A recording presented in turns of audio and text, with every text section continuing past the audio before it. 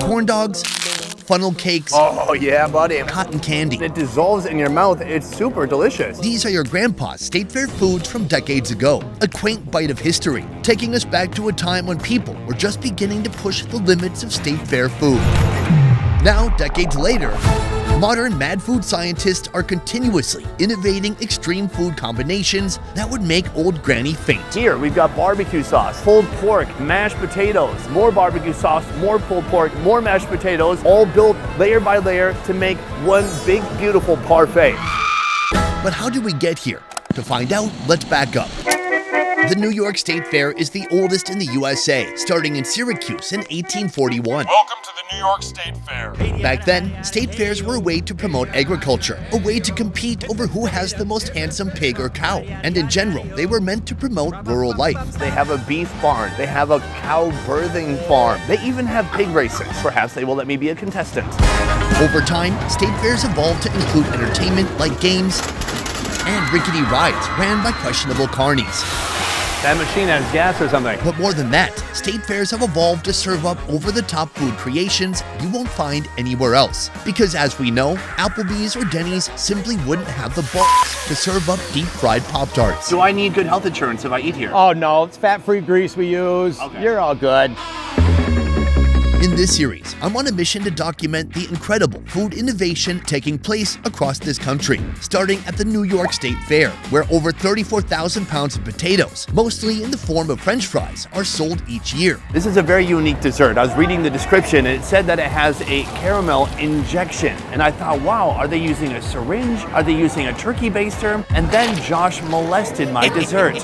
Then we head west to the Minnesota State Fair, famous for every type of food you can imagine being found on a stick. Look at this. It's basically a meat stick with a rice paper wrapper. Alas, we end our cross-country journey at the Washington State Fair, a 20-day extravaganza where over 12,000 smoked turkey legs are gobbled up. If you don't like hot flaming Cheetos, don't get this one. There must be a bag and a half of Cheetos on here. Everywhere I go, I'll be hunting down and documenting the most extreme, downright irresponsible inventions these vendors have born into reality, like the defibrillator, a sandwich brought to new unhealthy heights as each of its ingredients are fried in a pool of hot oil. Deep fried half-pound burger with deep fried bacon, deep fried cheddar cheese, deep fried cheese curds, deep fried pickles between 2 grilled cheese sandwiches. Is that what I'm gonna be eating?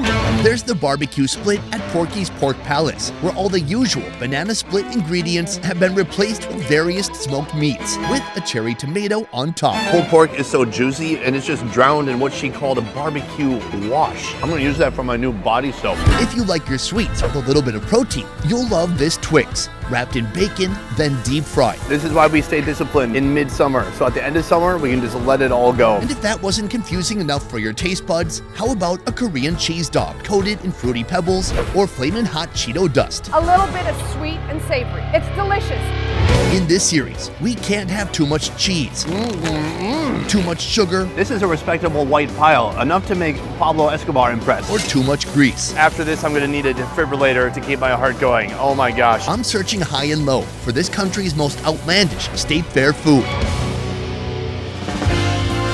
And it all starts here at Porky's Pork Palace. For me, it's all about heart-stopping food. Have I come to the right place? You've definitely come to the right place. For the last 30 years, this place has produced nothing but hits. Their journey started with brisket, pulled pork, and smoked turkey legs. Now their menu has evolved to this, a reinvention of an American classic, translating the concept of a banana split into the language of barbecue. This is the barbecue split, and it all starts with the meat, smoked right here on premises. This was built by another company. It takes about a year to build one. For the whole trailer, what is the capacity? 1,500 pounds of meat. That's wild. A traditional banana split doesn't exactly require a smoker. Let me explain. The inspiration for today's far-out fair food typically comes with a few scoops of ice cream, chocolate syrup, whipped cream, cherries on top, and of course a freshly split banana on the sides. Here at the Pork Palace, the bananas have been replaced with my favorite fruit, pork ribs. The ribs are smothered in barbecue seasonings, then smoked for 12 hours until they're tender and delicious. Time to build our savory dessert. Everything starts right here with the typical banana split boat. Step 1, pile on some brisket. Step 2, some pulled pork. Wow, that's a lot of meat. Pork ribs, one on each side, just like you would do with the banana. Little barbecue wash on top. From here, this is really what makes it a split. A big scoop of mashed potatoes, a big scoop of coleslaw. Instead of cherries, we've got cherry tomatoes. A little bit more barbecue on top, and this masterpiece is finished.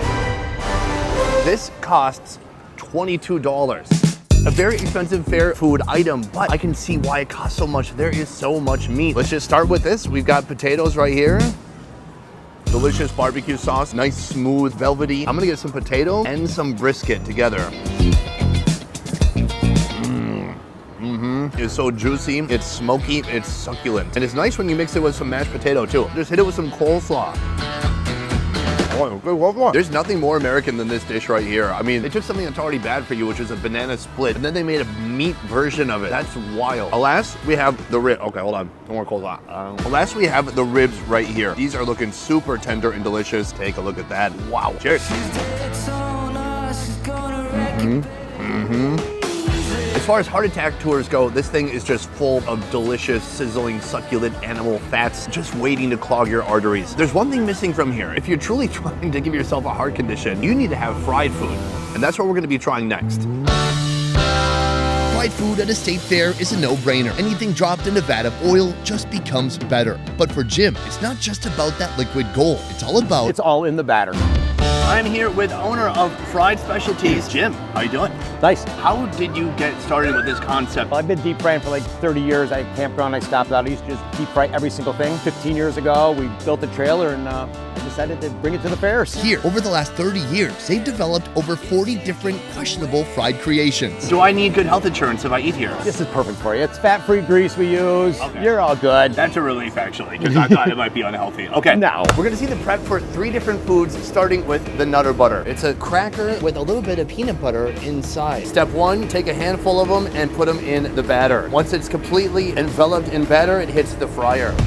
In the meantime, they're just soaking up all those healthy oils. Finally, after a couple minutes, we're taking it out. From here, a lot of bit of powdered sugar. This is a cookie I used to eat in my childhood. I haven't had it in 20 years though, mostly because I live in Asia. Oh wow. That's really good. The physical properties of this cookie have changed completely. The bread has kind of become soggy and the peanut butter has melted. I can't believe it. He's really nailed the batter because this is not dry at all. It's just creamy, peanut buttery, smooth, and delicious. I'm on number 2 already. Oh man, oh, this is gonna be a problem. I have no breaks when it comes to fair food. Here's the thing, this is food number 1. We're trying 2 more. Let's keep moving. For our next fried food, we're doing a fried Pop-Tart. There are a few different flavor options. We have frosted chocolate fudge, brown cinnamon sugar, and frosted strawberry. My all-time favorite Pop-Tart is the brown sugar and cinnamon. That's what we're doing today. Step 1, grab your Pop-Tarts, rip it open, and return back to the batter. Thorough dipping, completely coated in batter, and they're put in the oil. Deep fried Pop-Tarts. This looks awesome. Alas, they're finally ready to be taken out. From here, each one is cut in half. Hit it with a little bit of glaze. Oh my God. And then some powdered sugar too.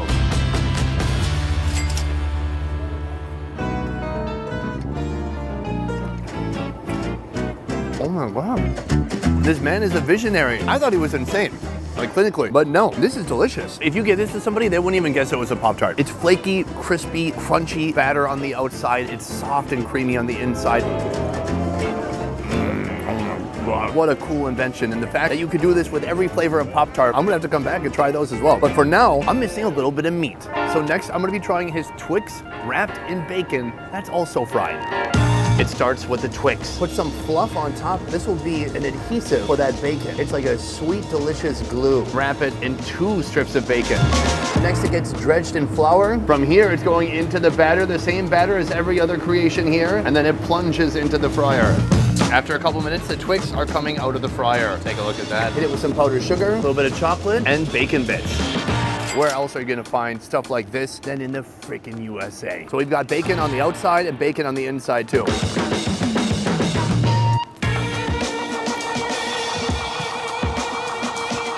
Shut the front door. Just a wonderful mixture of textures. It's chocolatey, it's peanut buttery. The bacon he's putting on is already grilled, but it actually becomes crunchy even though it's frying underneath the dough. That's wild.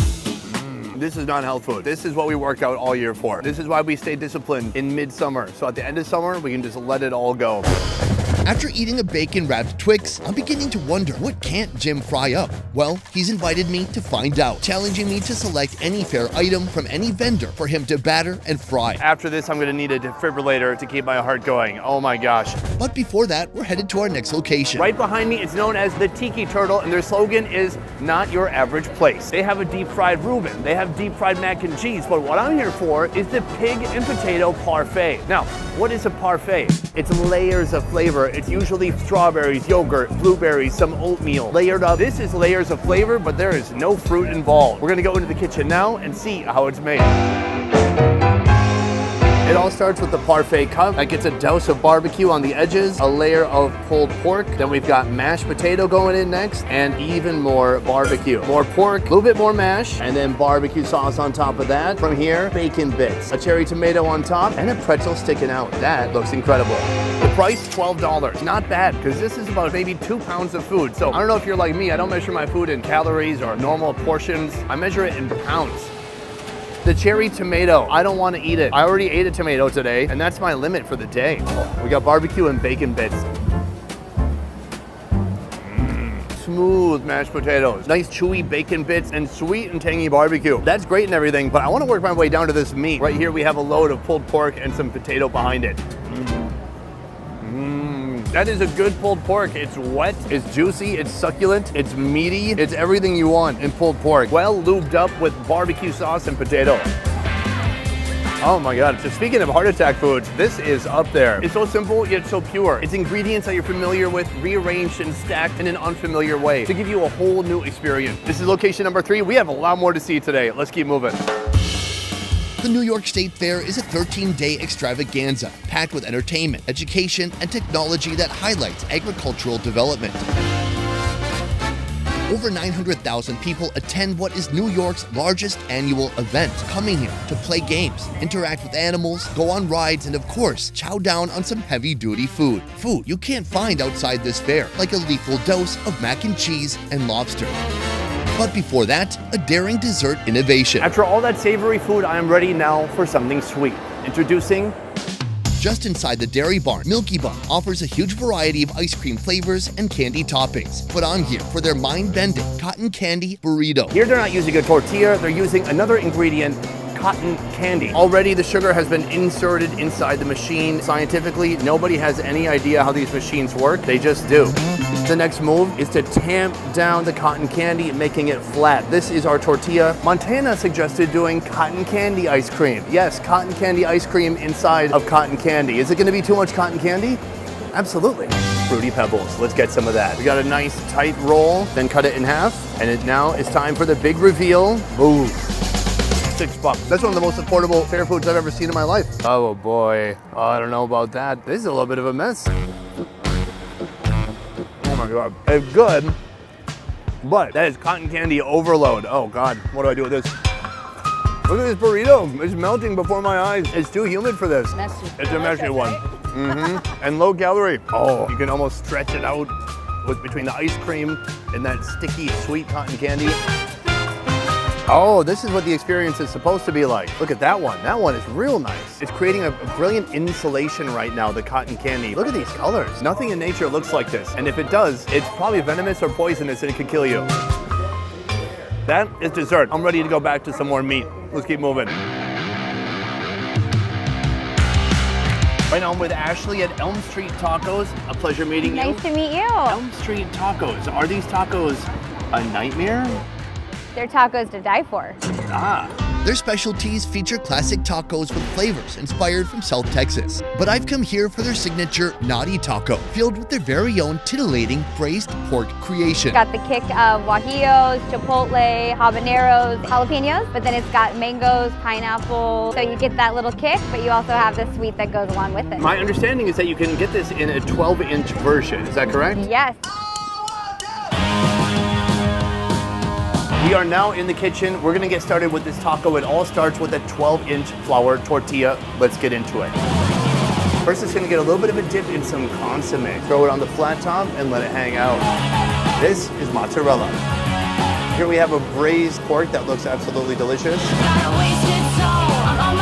Then onions and cilantro hit it next. Plenty of pineapple and mango on there too. Give it a little bit of flip. That is what makes it technically a taco. Finally, it is complete. We're gonna put it onto the plate and keep it in one piece. Here we go. Little bowl of consomme on the side, a couple lime wedges, and our taco is complete. Now, it's looking a little bit quesadilla-y to me, but if you claim it's a taco, then let's see if it will taco. You gotta be quick with this one. It's getting a little soggy on the bottom and it's a wee bit flexible. It's so wet. I like that it's spicy, but there's like no salt. It's not very flavorful, which I'd like a little bit more punch. But the flavor of the meat that's inside of here is incredible. Oh, Lord. Take a peek behind the curtain. I mean, this is a beautiful mess. Ruthless, irresponsible piles of ingredients. But the question remains, is this a taco or is it a quesadilla? You guys let me know in the comments downstairs, down below. Our next food is a beloved but destructive culinary creation where the iconic mac and cheese meets decadent lobster meat, all at a surprisingly affordable price. I think the one thing that separates us from the 50 or 100 other vendors here is we have some of the cheaper prices at the fair. And at our stand, you can get a handful of things for $20, whereas some of those other stands, you might be looking at one item. This fun fair food can be found at longtime vendor Jimmy B's. While they offer an array of fried delights, their best-selling items are various types of mac and cheese. Their mac and cheese options are just getting started with the lobster, but you can also entangle your taste buds with their buffalo mac and cheese, topped with chicken and buffalo sauce. Then there's the Hot Cheetos mac and cheese, or even a bacon mac and cheese, generously adorned with a small mountain of bacon bits. Let's start with the lobster. This stall is huge. They have a main kitchen, but right now I'm in the side kind of assembly kitchen where the mac and cheese and the lobster come together. Already prepared. We've got the noodles, we've got the cheese, looking steamy and delicious. From here, the lobster gets a big old scoopful, dumps that on top, he forks it. This place is known for being super affordable, but what about the quality? Let's find out. Cheers. It's sweet, tastes a little bit like mock crab. I'm not saying it is mock crab, it just tastes a little bit like that. It's really nice flavor. From here, I'm gonna fold in some of that mac and cheese. We don't want this to cool down too much because it's gonna get almost pasty. Oh, that's actually really good. The lobster is a nice pairing. I mean, the noodles, they're thick, creamy, cheesy, buttery, and then the lobster is just rich and sweet on top of that. It's a nice partner. Oh, it's good. I find the noodle to be a little bit mushy. Not necessarily my preference, but that's actually how folks in most parts of the USA make macaroni and cheese, especially when they oven bake it. I grew up in a trailer, so I like the mac and cheese that comes in a blue box. That's just what I'm used to. But for most normal Americans, especially the upper crust, they enjoy this. Right now, I'm still on the lookout for a fair food that will soon be battered and fried by Jim at Fried Specialties. But before that, we're heading to Tommy C for a sweet treat that'll spark your joy even faster than your insulin. Right now I'm in the kitchen of our next location. There is a lot of action here. Burgers, french fries, and grilled meat are just a few of their best-selling items. But I'm here for their award-winning dessert that involves deep frying a cinnamon bun injected with caramel sauce. Right here we have Josh, master of the buns. Step one, dip the whole bun inside of some batter. Put it on a plate and then rush over to the fryer and plop it in. Oh my God, we almost missed that. No, it's all good. I have never seen this type of preparation. Look, around the world, people love fried breads, but a fried cinnamon bun is next level. Once it looks like it could kill you, take it out. And we're gonna race back to our prep station. From here, it finds its home in this container and the build can be, oh my, hold on, what just happened there? I'm making the infusion. So he did an injection, but it is, he put some caramel sauce inside. From here, a smear of peanut butter. This is already looking quite decadent. Now some powdered sugar gets dumped on, Heath crumble, and mini Reese's Pieces. This looks decadent, over the top, and like it could possibly kill a toddler. Let's eat it. Josh molested my dessert. What was that about? He just stuck his finger in there. So it is injected with a little bit of Josh. Oh, little peanut butter, some Reese's Pieces, little sweet crunchy bits. I cannot wait to try this out. Here we go. The frying is nice because once in a while you'll get a cinnamon roll that's not quite moist, and so it makes it moist, it makes it crunchy, like delicious fried bread, but with cinnamon and frosting in there too. The only thing I haven't done is try that injected bits. I just got married recently. This would have been a way better wedding cake. This thing's awesome. A crowd pleaser for sure. Thank you, Josh. Josh knows his way around a bun. Josh has been more intimate with this bun than I have.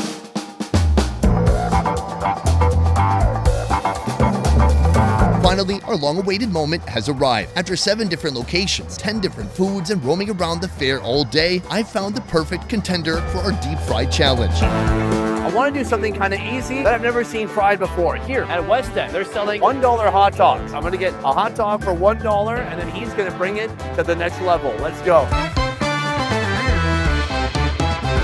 I'm back in the kitchen with Jim. I've got the hot dog here. Let's see what happens when you deep fry a hot dog. Step one, unwrap the dog. It seems thin and narrow. Then you realize it only costs $1. Dredge the whole thing in flour, submerge it completely in batter, and then that whole hot dog is going in the fryer. Wow, that is a monstrosity. Just a big log of batter. We're gonna chop the dog in half, get a nice cross section there. Jim, you've outdone yourself. Thank you.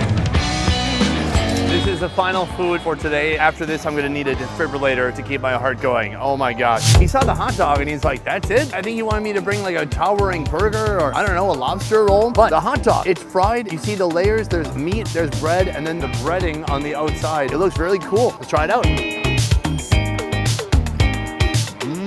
That's really good. Man, for $1, that's a delicious sausage in there. And the outside, it's almost like cakey. It's kind of a semi-sweet, super delicious batter. I'm gonna hit it with some mustard. Oh yeah. This is the most American moment ever. Eating a hot dog that has been fried. Oh man, the bun is just pillowy, soft. It's like this perfect wrapper. After putting on more batter and frying it, it's just absolutely delicious, I gotta say. He knocked it out of the ballpark with this one. Next, it's all about those fun, fair sandwiches. Oh my gosh, they are not shy, they are not stingy with the lobster. We're going deep, exposing highly unique sandwiches. That is the top of our sandwich. Right here is our base. Conjured up in a fever dream It's a marinara masterpiece. and born into reality by these visionary fair vendors. Oh, this essentially is our bread today. Our sandwich journey begins right now with Jim of Fried Specialties. Well, I started just deep frying sandwiches, deep frying burgers, trying to come up with the next concoction for the fairs. Last year I started the defibrillator. It's a deep fried half-pound burger with deep fried bacon, deep fried cheddar cheese, deep fried cheese curds, deep fried pickles between 2 grilled cheese sandwiches. Is that what I'm gonna be eating? Well, that's what you got. Oh, wow. The foundation of any exceptional sandwich lies in its bun, and in this case, our buns are 2 different grilled cheeses. Wow, cheese is already starting to sizzle and melt. Now, the burger patty, but instead of being grilled, it takes a dip in the deep fryer. After 15 minutes, it looks like it's been grilled on a flat top. That's amazing. And if that's not impressive enough, how about deep fried bacon? Oh, look at that bacon getting crispy. I gotta say, Jim is opening up a world of possibilities to me. Followed by deep fried cheddar cheese, No breading, no batter, just straight up cheese in the fryer. then deep fried cheese curds, coated in a crispy batter. Guys, this might be the only sandwich for today. I'm not sure I could eat any more sandwiches after this one. There is a lot going on here.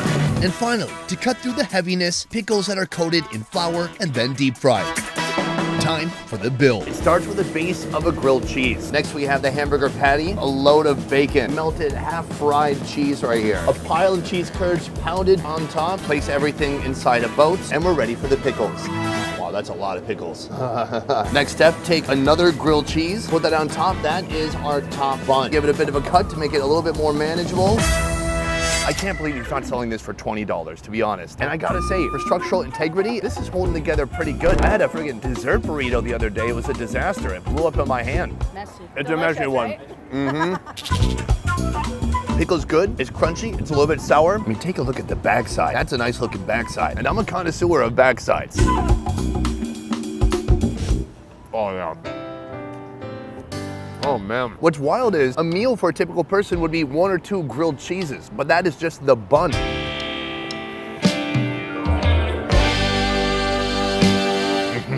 That is wildly greasy. Is there balance? Absolutely not. It's heavy, it's oily. Like pretty much every element inside of here is fried, which is amazing to me because I didn't even know that you could just fry a piece of cheese without flour or batter on it, but he did it. I didn't know you could fry a whole burger patty and have it turn out this good. I mean, look at this bacon. This is like the ideal crisp of bacon. I gotta say, after this, it's gonna be so hard not to go on Amazon and buy a deep fryer. It's so tempting, but it's the worst thing I could do for my health. I gotta be careful.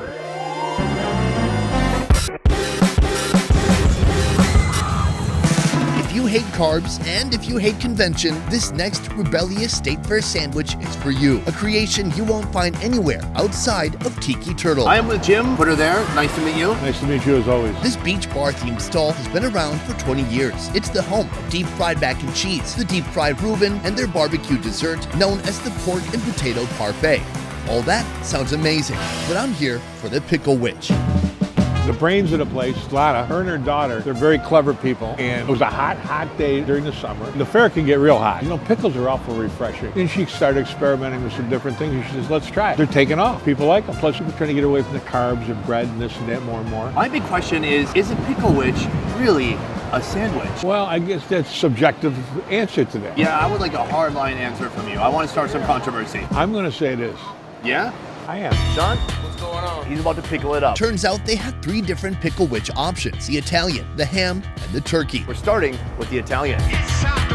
Oh, he peels out the inside. Hit it with some mustard.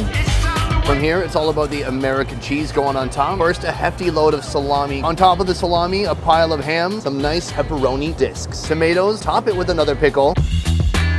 The ham, I think, will be more straightforward than the Italian. So tomato slices go on next. Top it with a pickle.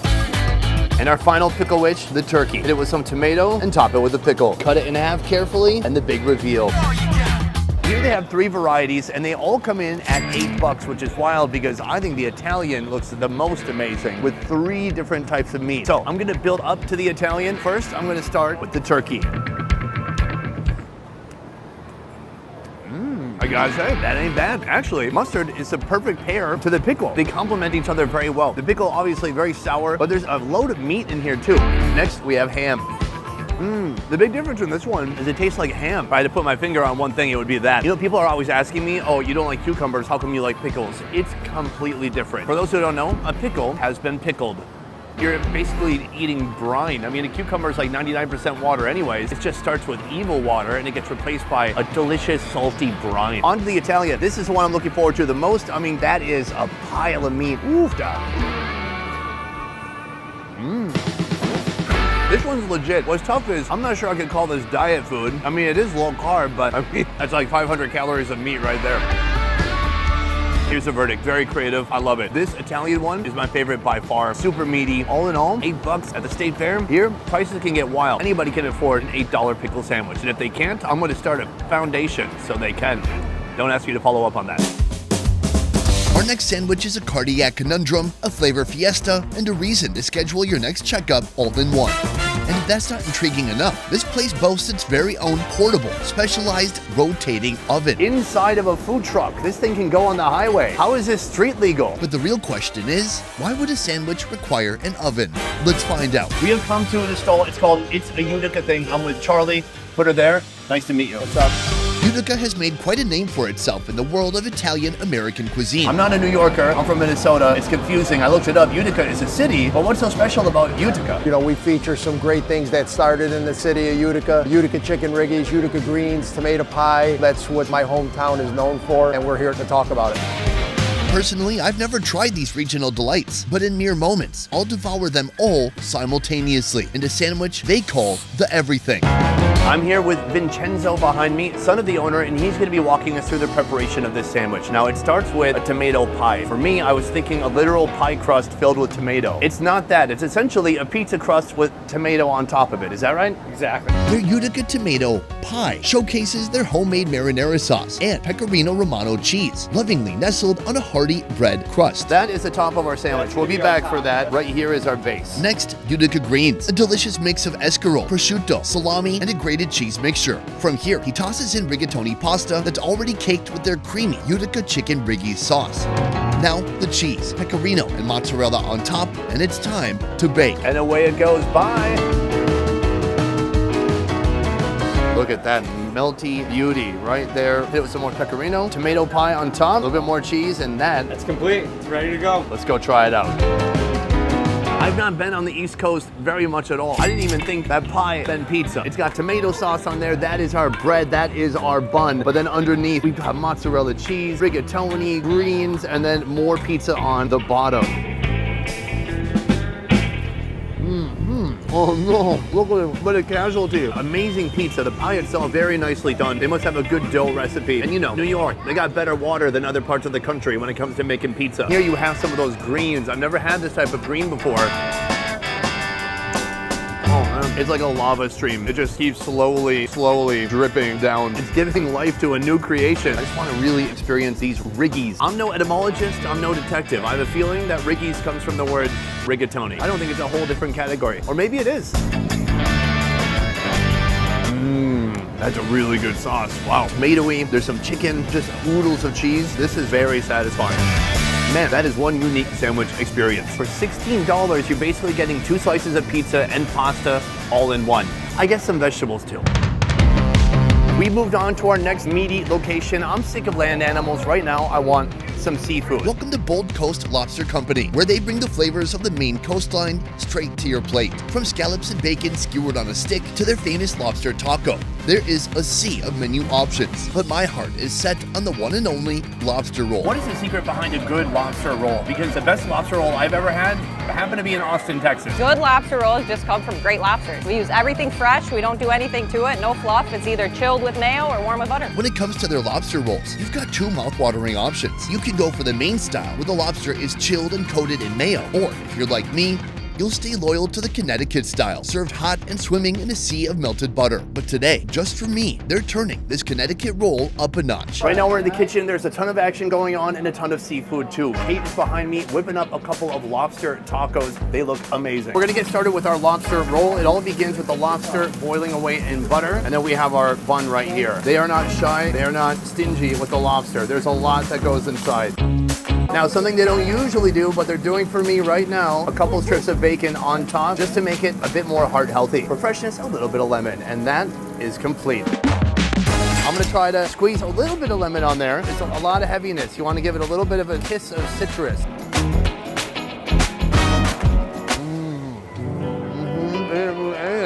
Oh. Very nice bread quality. The bacon is super thin and crispy, and then you just got fat chunks of buttery lobster in there.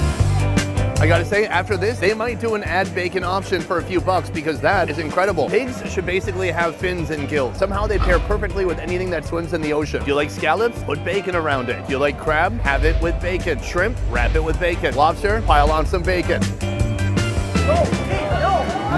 Yo. If you like seafood, this is one of the best things you can put in your mouth. It is so delicious and meaty and satisfying. There's nothing like it. And I gotta say, I've had a lot of fried food today. It can weigh on your heart a bit, especially if you're not walking enough. If you need something more refreshing, uplifting, light, try this.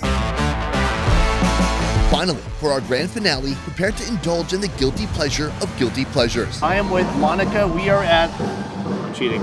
Oliveros, fine food at the fair. Olivero, is that a family name? Yes, it is. That's my maiden name. With 25 years of winning flavors under their belt, they've mastered the art of fair food. Aside from the usual suspects like chicken tenders, onion rings, and sausages, their cheeseburger with liquid cheese sauce is a real crowd pleaser. Then there's the double patty burger, loaded with onion, bell pepper, and a slice of American cheese. But that is not a sandwich. I've tried a lot of different animal protein so far today. We've had food from the sea, we've had cows, we've had pigs. I have not had any chicken. So I'm turning my focus to their Olivero special, a fried chicken sandwich with an Italian touch. So I actually have a cook who is not Italian. He makes it right from scratch. Their own marinara sauce. We get raving reviews on it all the time. It speaks for itself. We are in the kitchen of Oliveros right now. Let's get started. Step 1, dig into the freezer, grab out a frozen cutlet, drop that inside the fry basket, and we will see you in 8 minutes. Today, we're gonna be using not a pickle, not a slice of pizza, but a Kaiser roll. There it is, the marinara. Finisce tutto troppo in fretta. Next, put on the chicken, and then it gets another saucing. Trim right here, bring in the Parmesan. Bell pepper, it's gonna head on top. Oh my gosh, there's a 4th saucing occurring at this moment. Now even more Parmesan. Tap it, toothpick, and right there is our complete chicken Olivero. Olivero special, chicken Olivero fried. That's a lot of words. I think they said Olivero twice. The bread is really soft. It's like it's sticking its tongue out at you. You can see some of the chicken, some of the sauce, some of the pepper right here. Ooh, let's go.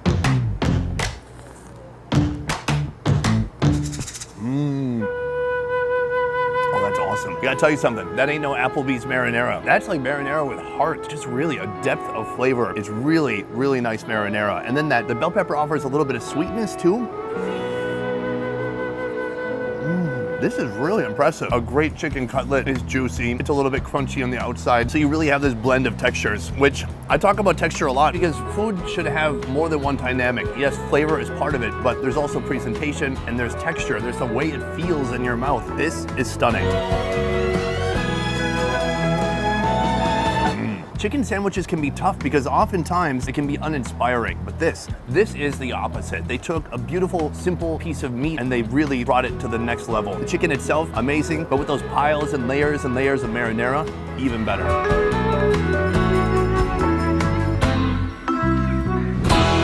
Now we're leaving New York and heading to the biggest fair in the Midwest. Welcome to the Minnesota State Fair. State fairs are known for their over-the-top decadent food, and that's what today is all about as I try to give myself an actual heart attack on the spot. Each year, this place brings in nearly 2 million people. That is a lot of mouths to feed.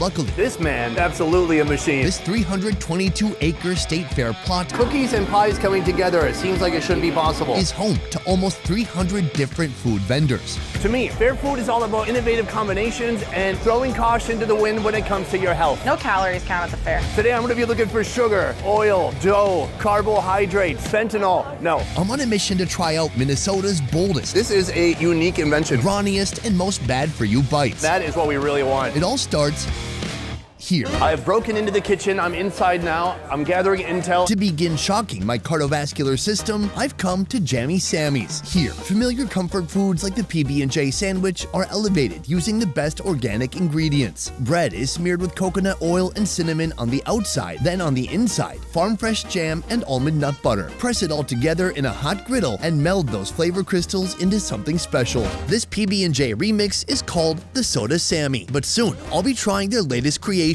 a dessert sandwich known as the Sunday Sammy. So the recipe starts with 2 slices of bread. This is the Canyon Bakehouse gluten-free bread. The first thing that gets put on is this coconut and cinnamon blend. Next step, strawberry jam, a big glob of it going on top. Now, white chocolate chips. This is a big departure from the typical peanut butter and jelly. Wow, those are gonna melt inside in just a moment. And put on the lid.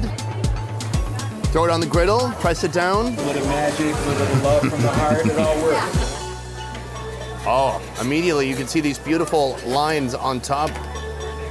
Oh, look at that pattern. It is glorious. This is just the foundation, the beginning. Now it's gonna get a load of toppings. The bread is placed carefully in paper. Seal it shut. Step 1, putting whipped cream on top. That looks amazing. Look at these whipped cream skills. From here, peanuts and some sprinkles going on top too.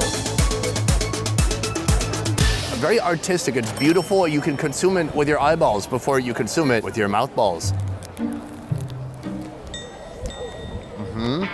The first bite, delicious, terrific, a nice carby base. It's almost like eating cake. You got the whipped cream on top. Peanuts offer a really delightful texture. You can smell the cinnamon, you can smell the coconut. This is the tough part. Where do I take my next bite? And is this wasted real estate? There's no whipped cream here. Am I gonna even enjoy this bite?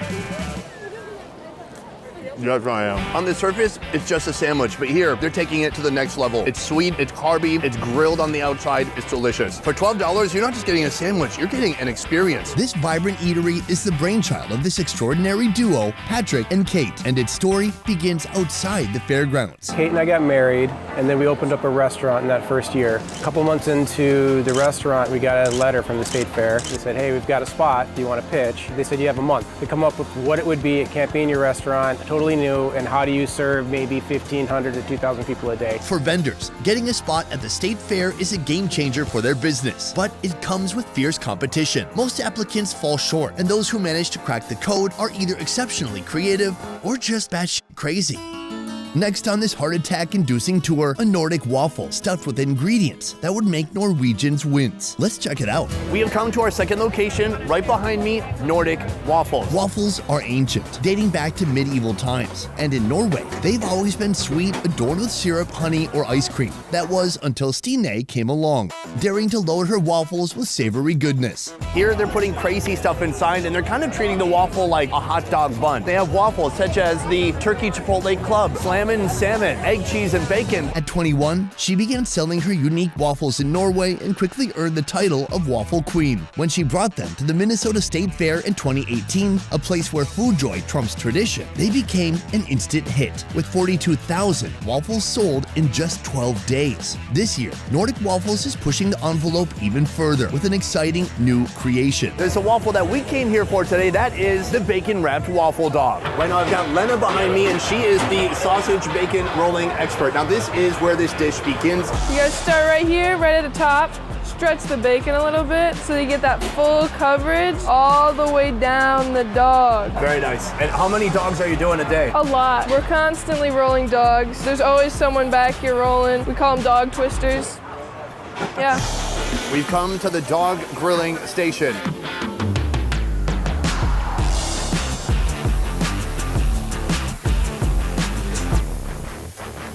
Welcome to the assembly station. Right here, they're putting together a load of bacon wrap waffle dogs. Step 1, lay out your waffles. Step 2, put on some cheese. A double dose of cheddar cheese, that's gonna be real nice. There are so many people outside waiting. They don't even wait for the order. They just know they need to make dozens of these at a time. Next, pickles. 3 pickles per waffle. Next step, a big pile of fried onion. Wow, this has a lot of stuff. Secret sauce, some burger sauce going on top next. You know, a semi-liquid agent to tie it all together. Finally, this is what we've been waiting for, the bacon dog. They have a whole steamer full of these delicious grilled bacon wrap dogs. Now just wrap them up and serve them up.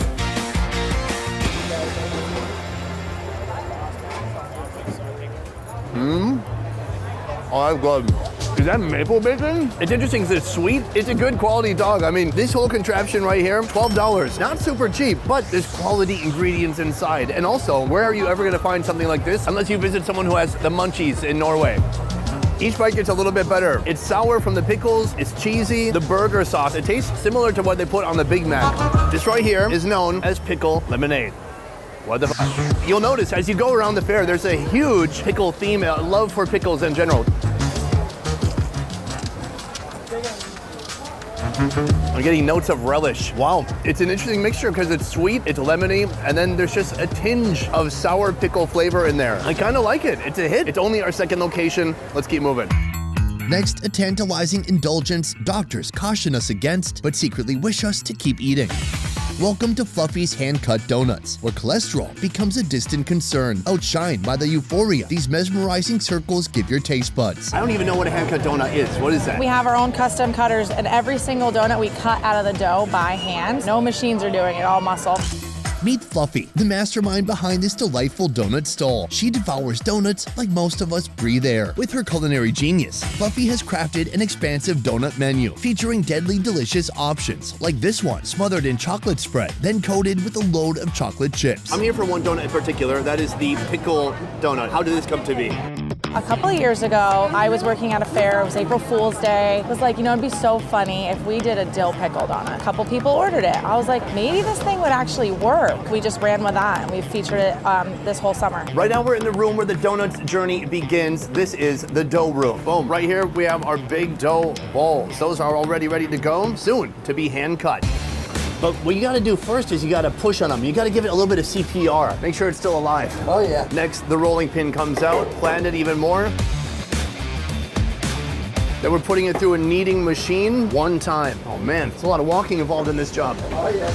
Oh, and this is where it comes in, the hand pressed, no machines here except for this man, who is absolutely a machine. Thank you. Perfectly cut every time. Wow, so this excess dough right here gets made into this right here, donut, holes, glazed, and sugared.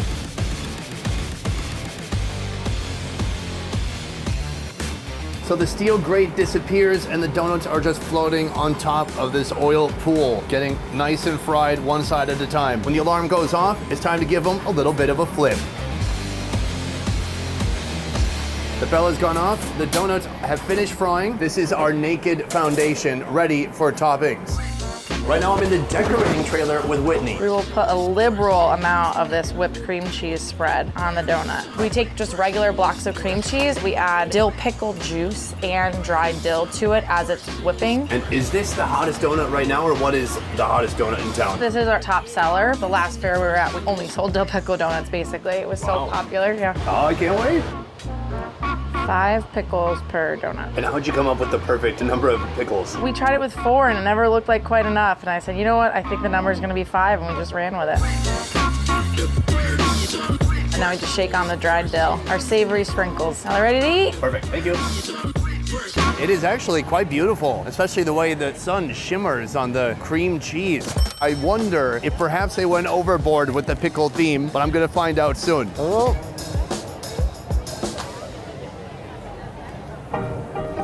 The donut itself, very nice. It's very doughy, great texture. Did I mention it's hand cut? They cut it with their hands. I mean, there's a tool where their hand pushes the tool. Then there's this savory cream cheese on top, very tangy, just like a pickle, like a little vinegary, which is usually not a word I use when eating a donut. It is expertly made, just like so many foods at the State Fair. It's unique, it's innovative, it's something different. Here's one of the crazy things though. For most Minnesotans, this will be the weirdest thing they ever eat. For them, I recommend eating with the Maasai tribe. Once you've drunk warm goat's blood raw, actually this seems pretty good. So that's fluffy. There are a lot of options here though. You don't have to get pickles. You can get one of their other insane creations. Guaranteed diabetes or your money back. It's important for insurance. Coming up, 2 State Fair staples combined into one destructive dish.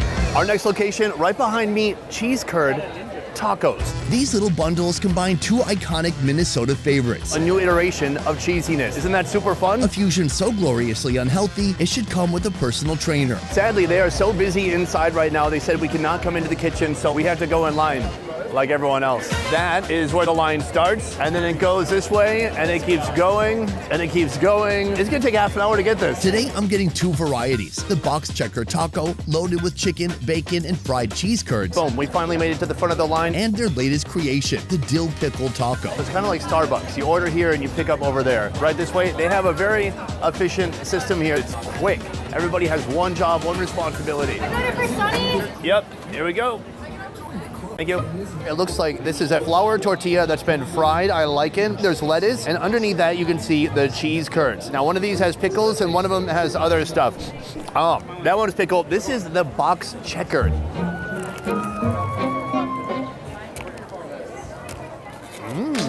It's kind of like a chicken bacon ranch sandwich, except it's in that crunchy tortilla. The cheese curds don't taste that prominent. I thought I'd be more blown away by the cheese curdiness, but it is very heavy. It is delicious. I'm gonna hit it right here in the ranch. Now the ranch is gonna be a dominant flavor here. Hopefully I get some big cheese curds in that bite too. Here we go. Oh, that's bad for you. This is the ultimate junk food. This here is not something you can find in the freezer aisle. You have to come here to have this type of experience. Right here we have the pickle dog. How do I know? Because the last one didn't have pickles, so just process of elimination. I'm gonna give it a dip in this jam sauce. It tastes a lot like pickles. It's mostly pickle flavor. They've essentially ruined the cheese curd experience. In fact, what I would do, just open it up, eat the cheese curds. That's the move. Oh. Very good. Top 10 cheese curds in this fair. So that was $14, and that is clogging my arteries. I feel my heart beating faster now. I gotta finish this episode before all the blood goes to my stomach and away from my heart.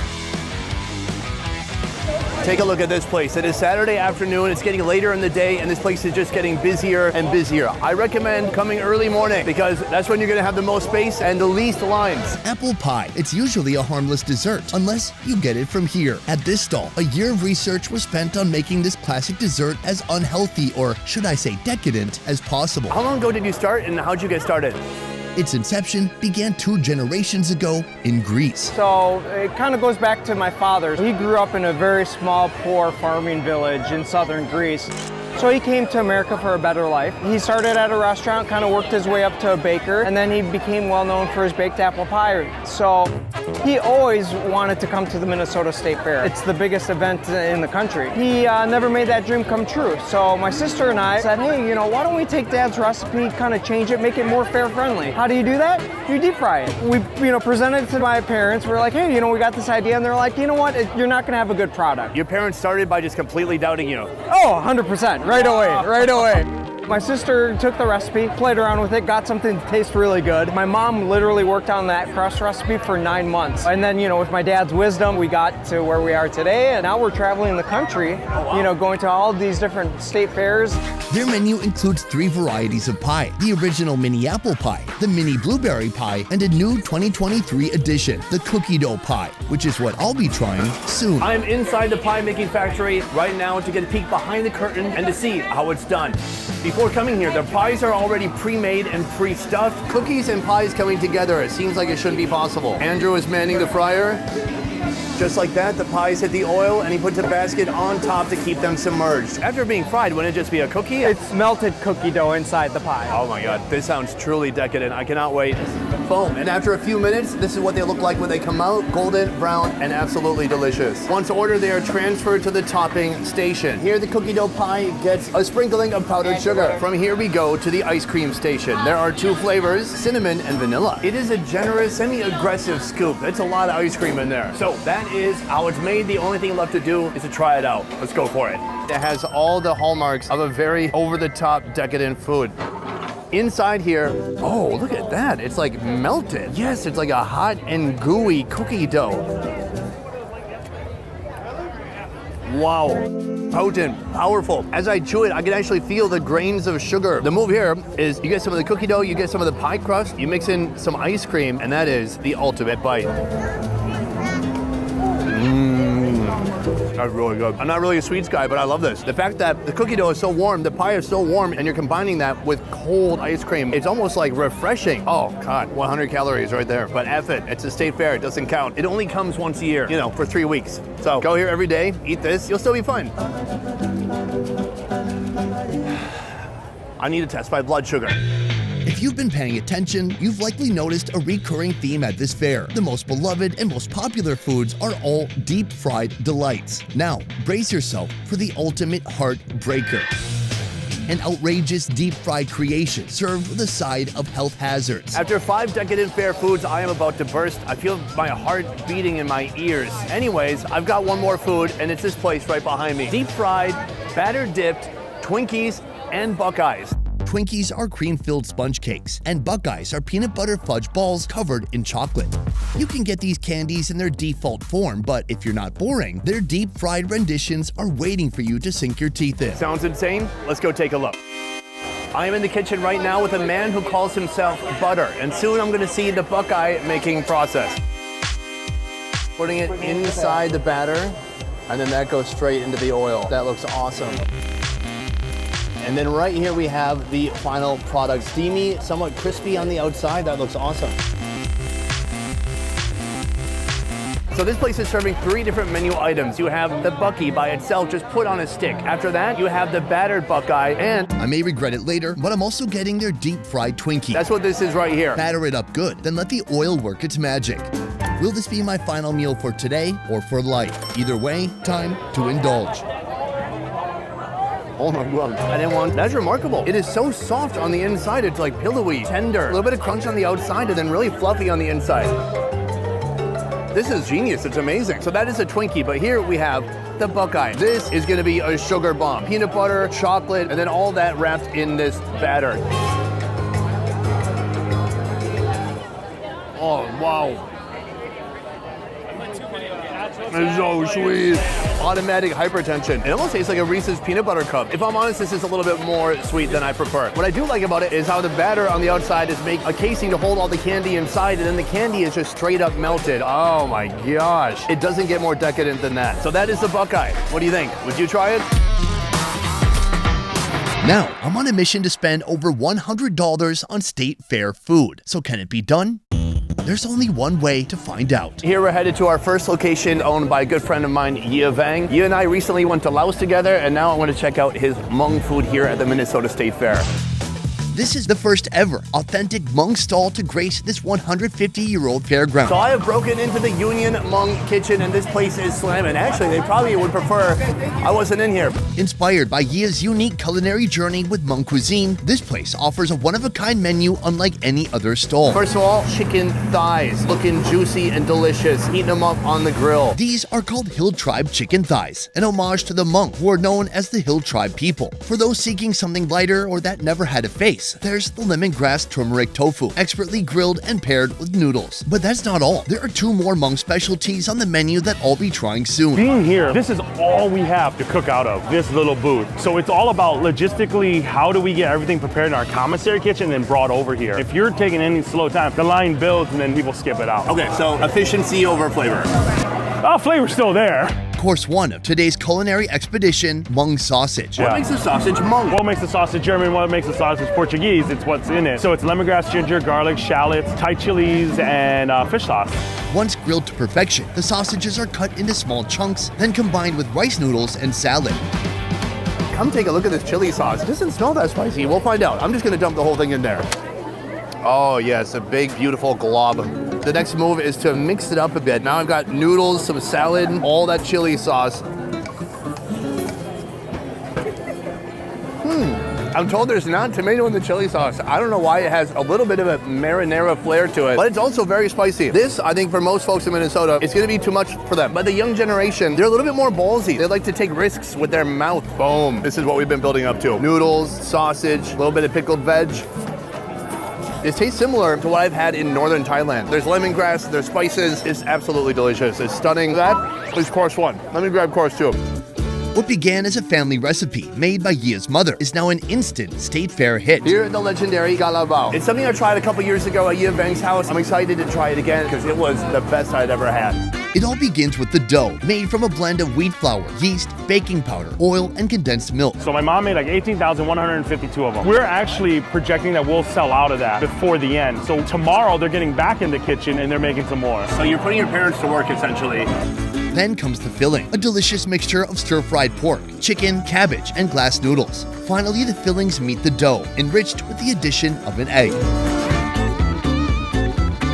Simply steam, and these plump buns are ready to amaze. $12. What's going on? Well, I'll tell you what's going on. These are handmade individually by Yia's parents, and he is behind them with the whip, just making sure they produce over 18,000 of these for a 12-day period. That's hard to even comprehend. Oh man, that bread, heavenly. It's a perfect texture. Soft, steamy, fluffy, semi-elastic. There we go. I've never had a bao with a dip before, but let's try it out. Delicious, fresh, and spicy. Yia Vang says, hey, if you don't like spice, go frick yourself. Is that right? Oh, he's shaking his head now. He's holding true to generations old traditions, and man, it is good. Let's explore the inside of this bao. A good amount of delicious fillings. I can't wait to get to that egg. Oh yeah. This isn't just a food, it's an experience. This has been a great start to the day, but we have a lot more to see. Let's keep moving. He's laughing at me. Look at this guy. To drive today's expenses closer to $100, we've come to Shanghai Henry's. Definitely two names from different sides of the world. This kitchen is all about food fusions, hacking inspirations from diverse corners of the world into a paper box. From Korean barbecue tacos all the way to crispy chicken tacos. But that's just the beginning. This year, they've unleashed a new creation, a baffling mix of Chinese and Norwegian cuisine. Here they're doing a steamed bun and it's stuffed with something very unique. Let's start with the Chinese influence. This is a special steamed bun. Its makeup is very similar to Yia's Galabao bun, but structurally, it resembles a taco. Here, they're selling 4,000 a day. Now to the Norwegian influence. This is lutefisk, a fish dish dating back to the Viking era, and here it's made with Norwegian cod. They actually used to hang it from trees. Basically, it's dried and then it's reconstituted by being soaked in water. That's why it gets the unique texture that it's kind of legendary for. After the dehydration-rehydration process, it's marinated in a sweet hoisin sauce and baked in the oven. Place the steamed buns inside the box. We've got a slaw. A stripe of hoisin sauce goes on each one. And then right here, we have the baked lutefisk going in. There's a mixture of cilantro, green onion, and sesame seeds. That is beautiful. This is a hard lemonade. They put hard in front of something. It means it's got booze in it. Let's get a little buzz at, hold on, what time is it? 10:48 in the morning. Oh my God, it's late in the day. Let's drink. Oh yeah, that's alcoholic. And that is putting me in the mood for this right here.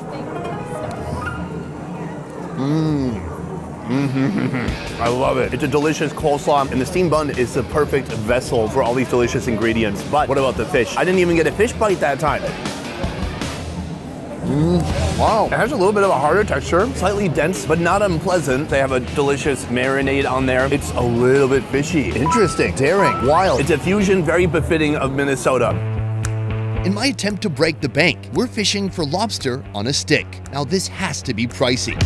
Welcome to the historic food building, where vendors like The Mouthtrap, serving gooey, hot cheese curds, go head-to-head competing for the attention and stomach space of the many patrons that stroll through. And right now, my attention is drawn to this Silicon Valley of seafood. This place has been here a long time. They're a legend when it comes to the Minnesota State Fair. Fish and Chips Seafood Shop, a first-generation OG whose status only grows more legendary each year. Some folks have just one food and they crank it out. You guys have 15. How do you handle that much variety? We focus on getting our kitchen set up well so that we can cook very well, just getting good at what we're doing. In this kitchen, you'll find some of the most addictive seafood you'll swear must be laced with delicious crack. From sizzling flat-top grilled shrimp to crispy deep-fried calamari and the timeless classic fish and chips, every bite promises nothing short of extreme culinary pleasure. Today I'm here for lobster on a stick. Step 1. Batter up the slipper lobster tail meat. Unlike the more commonly seen Maine lobster, slipper lobsters are clawless herbivores with the ability to camouflage. One by one, each of these lobster chunks gets put into the oil. Hand battered, hand dropped into the fryer.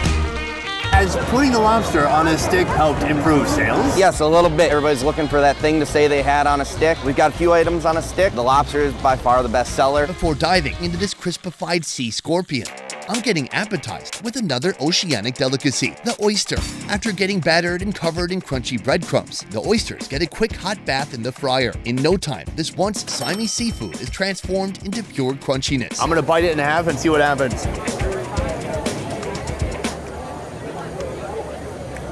Wow. I just felt like a tidal wave of ocean wash over me. It's really unique. It's kind of mushy. It's a bit briny. Like, that is definitely an oyster. There's no mistaking what's inside of there. Here they have a special sauce. They call this yum sauce. Now, what is yum sauce? Yum Yum sauce is a creamy, tangy, and slightly spicy Japanese condiment, typically drizzled over grilled meats, so let's see how it pairs with seafood. Okay. It's a little sour, it's a little sweet, it's very yum. When you mix that up, it kind of compensates for some of that briny flavor of the oyster. Now skewer the crispy golden brown lobster chunks. The final touch, a luscious dose of butter and fresh lemon. There goes my Netflix subscription for the month. Let's see if the lobster is worth it. This is a lobster. Actually, this is two lobsters. I feel like it's cheating, but two just looks so much better than one, right? Oh yeah. They've topped it with a lemon.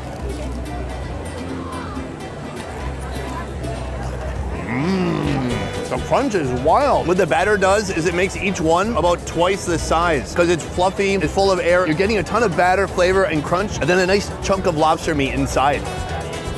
Very savory, it's heavy, it's fatty, oily, decadent, over the top. It's wild. This is certainly a unique way of enjoying lobster. If you're bored of steamed lobster, who's bored of steamed lobster? Oprah? If you're Oprah, try this. It would be disappointing and not nearly as satisfying if they did a whole lobster tail. Cutting it into sections like this, having almost lobster nuggets, that's the way to do it.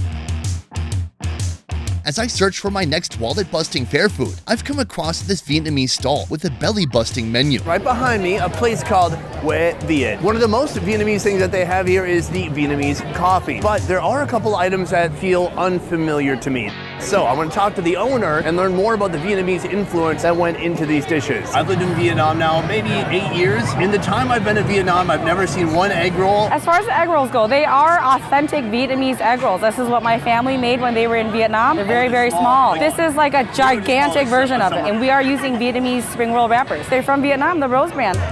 This is a traditional Vietnamese wrap called bánh chang rê, made of rice flour, tapioca flour, wheat flour, and egg. Boom, I'm in the kitchen. Nobody wants me in here. It's so busy. To make Hue Viet's unique egg roll, wrap it around a delectable filling mixture of pork, veggies, and noodles. Here we have a fresh container of par-fried egg rolls. Then plunge giant basket-packed batches of these rolls into hot oil. Wow, these look incredible. While we wait for that, these look pretty dang good. Probably not something you're going to see in Vietnam. I'm trying out their contemporary wontons, filled with cream cheese, garlic, scallions, and special seasonings. It's an interesting fusion between what Americans like and what Asians make. Oh, that's good. For a heavy food, it manages to be somewhat light. It's very thick cream cheese, but not too much of it. A nice balance between the wrapper and the cream cheese stuffing inside. Beyond that, it's garlicky, but it's also very sweet. A little bit of duck sauce. I'm just gonna take this whole one down. Need to wash it down? Amazing. Our tremendous egg roll is about done. But before that, I must get a taste of their mini vegetarian egg roll. These look like central Vietnamese fried spring rolls, essentially. They look delicious. These are wrapped with bánh chang rê, filled with taro, wood ear mushroom, tofu, onion, carrot, and special seasonings. I'm gonna hit my egg roll with a little bit of fish sauce. Oh, what's really wonderful about this type of egg roll is the wrapper. It's basically like a mesh or like a net rice paper. Oh, really good. And so what that paper does is it creates a very unique texture. It's kind of flaky, crunchy at the same time. The fish sauce is excellent. Just a little bit sweet, certainly not too fishy. I'm gonna bite this one in half and investigate what is inside. You can see the woodier mushroom, I can feel the carrots. This is something that's heavy and light at the same time. There's certainly a lot of people who haven't been exposed to a lot of different types of Asian food like this. This is a very unique local dish that now you can get at the Minnesota State Fair. Now, we're building up to the Big Kahuna. Finally, these egg rolls completed their oil service and will now be honorably discharged into my mouth. Right here, they're putting the stick in it that makes it very Minnesotan and much easier to eat too. I've never seen such a busy kitchen. Spring rolls just flying out left and right. Take a look at this. It's stuffed with half a pound of pork. That's a wild amount of pork. It's glistening, golden brown rice paper on the outside. I cannot wait to take a bite.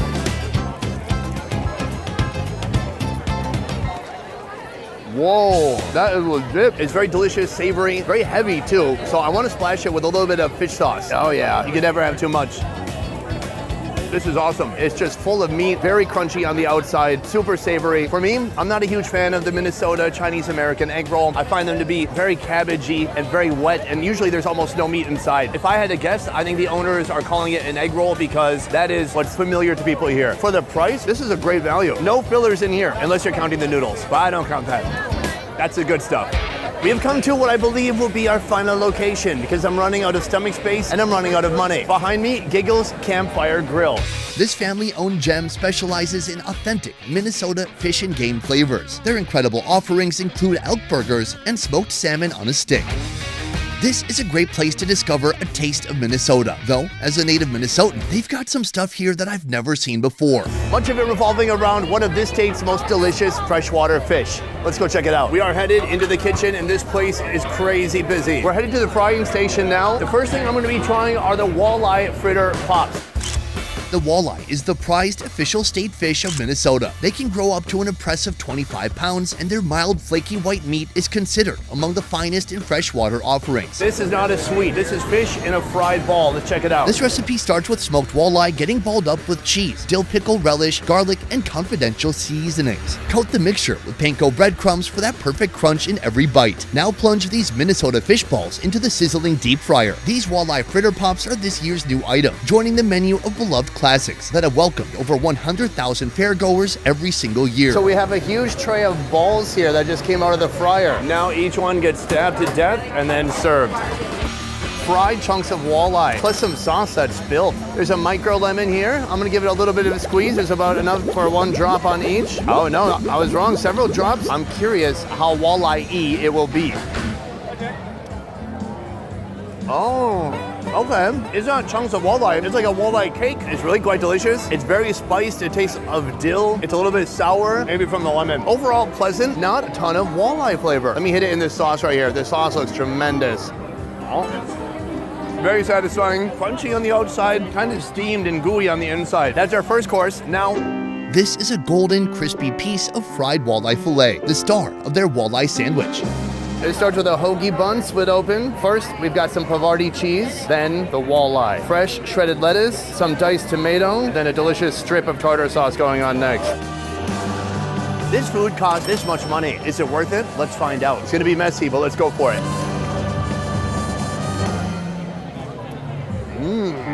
That's the walleye. That is undeniably a big succulent piece of fish. The walleye has a nice taste. It's a little bit minerally. Definitely tastes like a lake fish. The tartar sauce has some zing. The fish fillet, I mean, it is fried, it's heavy, it's crunchy on the outside, and just basically like a steamed fish on the inside. Plus, you know, vegetables for health to keep the doctor away.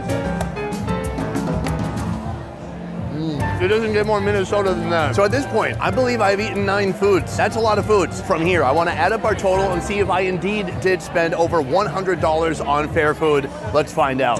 Guys, that is the end of the video today. We went to 5 locations and ate roughly 9 foods, and we spent this much money.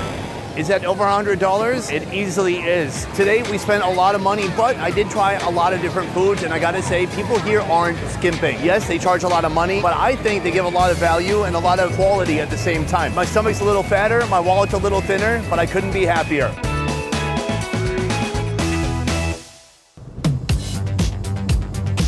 Now, just like Lewis and Clark, we're pushing even further westward to the Washington State Fair, the biggest in the Pacific Northwest and one of the largest in the world. Good morning and welcome to the Washington State Fair. Quick tip, if you want to go to a fair without any lines, go early in the morning. Also, going on a weekday doesn't hurt. Today it's Thursday, it's early morning, they just opened, and we basically have the place to ourselves. Here, when you're done with the rides and the seal shows, you'll witness some of this country's most odd, unusual, unnerving food creations. State fairs are the perfect place to experiment with food, taking ingredients you'd never expect to see together, but jamming them together anyways and seeing what happens. Like crossing a corgi with a husky. It shouldn't be done, but it's fun to watch. From Fruity Pebble cheese dogs, all the way to battered and deep-fried pork belly. Check out this white pile right here. This is a respectable white pile, enough to make Pablo Escobar impressed. Today, I'm here to try it all. This could get brutal by the end of the day. And it all starts here. This place is called Kalinka Piroshki. Kalinka Piroshki started its journey in the 1970s here in Seattle, offering a traditional Ukrainian cuisine experience to folks in the USA. We've been doing mobile food operations since 1979. My grandmother, when she was running it, she had my father stand up front and eat them, just to show off that, look what we have here. I want that job where you just stand outside your own place and eat the food continuously. I would also have to have alcohol on the menu then. Waiting in line here comes with a tasty reward, a piroshki. It's essentially a cheeseburger tucked inside a donut. I've broken into the kitchen and this is where all the fun begins. They have a dough mixer right here behind me. As soon as the dough is done, we're gonna see how the stuffing works. I believe this may be some kind of a dough extruder portioning device. She gets this big lever, squeezes it down, and then let's see what that's done to the dough. Boom, perfect portions. She works it a little bit by hand, and then it's in with the fillings, starting with beef, a load of beef, and then a big, respectable square of cheddar cheese. Close it up, and that is ready for the fryer.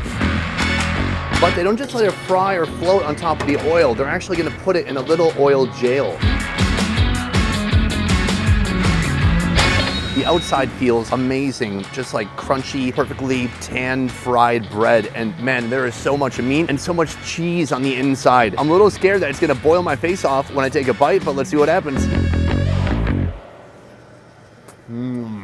Oh man, that is like a thick, cakey dough wrapper on the outside. The bread is so thick, I hardly even got to the meat yet, but you can see it just steaming inside there. It looks gorgeous. All right, let me get a big meat bite. The beef is super heavy and greasy. I think I found a little bit of the cheese in there too. The seasoning blend in there tastes pretty simple and straightforward. It's definitely like salt, pepper. It doesn't really have a strong flavor. It tastes just kind of like the natural beefiness, which is nice. The cheese is also nice, very creamy, delicious. Oh look, a forklift. That guy's gonna have to carry me out of here later. The Washington State Fair welcomed its first visitors in 1900. Now, every year, more than 1 million attendees flock to the 160-acre fairground for a myriad of unique experiences.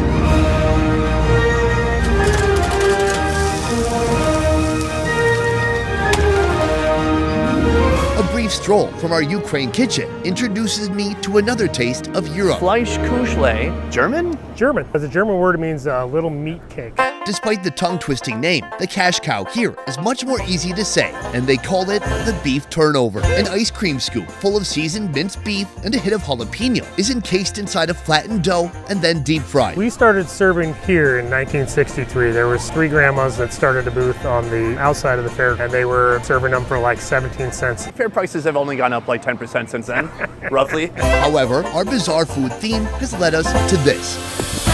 All right, we have come into the kitchen to see how the mac and tots are made, and it all starts with frying the tater tot. We always had people saying you guys need to have something along with your beef turnover, you know, a hamburger and french fries and that kind of thing. So we started with the tater tots, and then we kind of had already macaroni and cheese as a kid's meal, and so we just kind of combined them one day, and then it just started flying off the shelf. Tots are done. Let's head over to the mac and cheese station. The love story between America and mac and cheese dates back at least 3 centuries. These days, the average American consumes over 2 pounds of mac and cheese per year. I grew up in Minnesota in a trailer house, and so for me, mac and cheese comes from a blue box, and you don't bake it and put like a crumb on top of it. What kind of mac and cheese are we dealing with here? We don't use Kraft mac and cheese. We use like a Stouffer's. Oh, so you use like a Velveeta? Yeah. For me, that was fancy. To round off our mac and tots, shredded cheddar cheese and bacon bits. Oh, mac and tots, $10. It is a carbohydrate bomb. It's carbs on carbs. The only protein here is a bacon. That's gonna really lighten things up. It's not. I'm gonna grab a tot. These tots are super crispy. Salty, crunchy goodness. You know, this is a good base that we're starting out with. But this dish is not just about the tater tots. Right here, we have the mac and cheese. Super creamy, soft noodles, buttery, rich, decadent. Tot and mac and cheese together at last. You got crunch and you got creaminess all in one mouthful. And I got some smoky bacon in there too. How am I gonna eat like 6 more foods today? Oh man.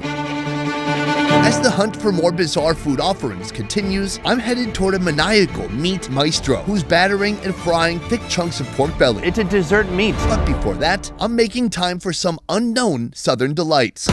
Four-wheeling in the swamp tonight. This place is known as Hattie Mae's Southern Delights. I'm looking at the menu right now. You can find fried green tomatoes, alligator kebabs, an andouille sausage corn dog. So lots of cool Southern food, but foods that have been fairified. Today I'm here for one peculiar, bizarre offering, and that is the biscuit battered shrimp. It sounds like breaded shrimp, but no, the construction gets wild. All right, boom, I'm in the kitchen right here with Steven. Steven is gonna be assembling our biscuit battered shrimp. First, Steve drops battered shrimpies into a fiery pool of oil. Then battered okra are fried alongside in true Southern fashion. And then we fry a waffle cone. I'm gonna sit that there for a few seconds while this cooks. And then as soon as these are done, I'm gonna grab those some gravy on top of it. So you start with 3 fried shrimp inside the cone, then 4 pieces of fried okra, then the remaining shrimp pieces get piled on top. Oh my gosh, country gravy going on top. This thing is wild. And that is the final product. I cannot wait to try that out. I'm gonna pick out a shrimp to begin with. You can see it's falling apart. There's some gravy on there. It's got that beautiful batter and it's still steaming too. That's good. I feel happy. Plump, juicy shrimp, delicious flavor, really crunchy on the outside, a wonderfully seasoned batter. That is awesome. All right, how do I approach this? I feel happy.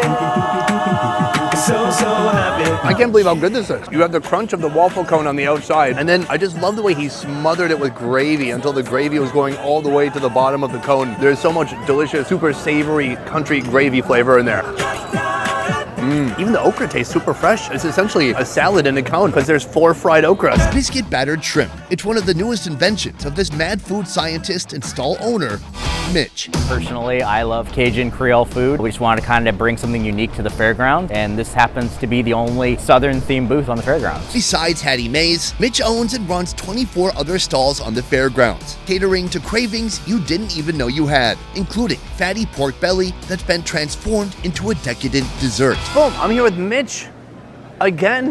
A shrine for fried food fanatics, Totally Fried presents an array of deep fried treats, ranging from Oreos to cheesecake. However, I'm here for their most eccentric concoction. Let's talk about the fried candied pork belly. How does that work?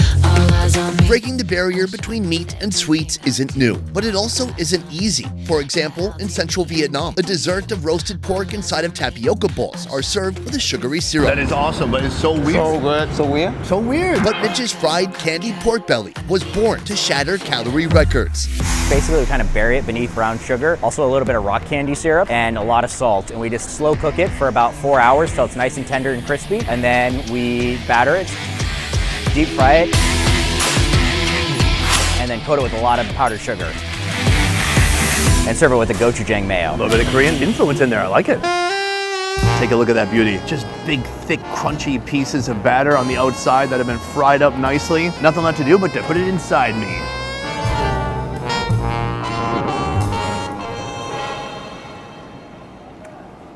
Oh my God, this is awesome.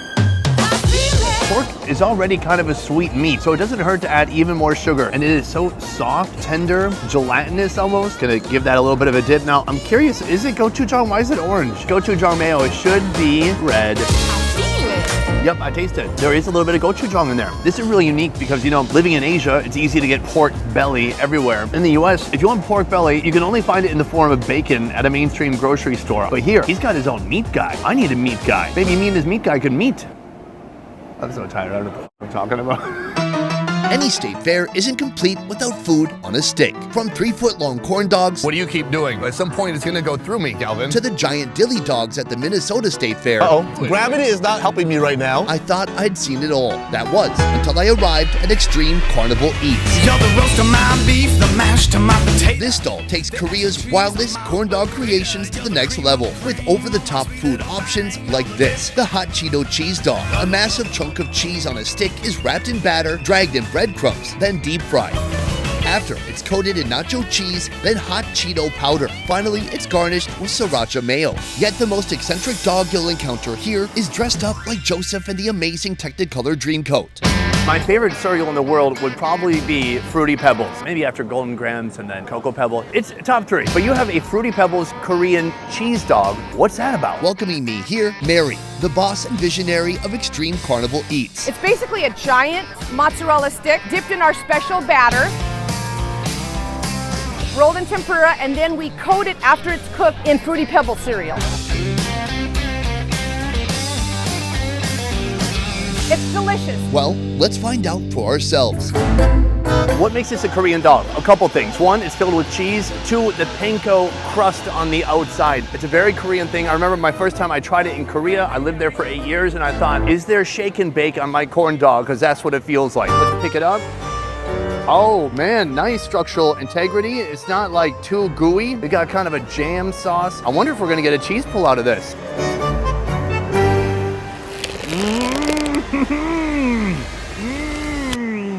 Whoa, that's incredible.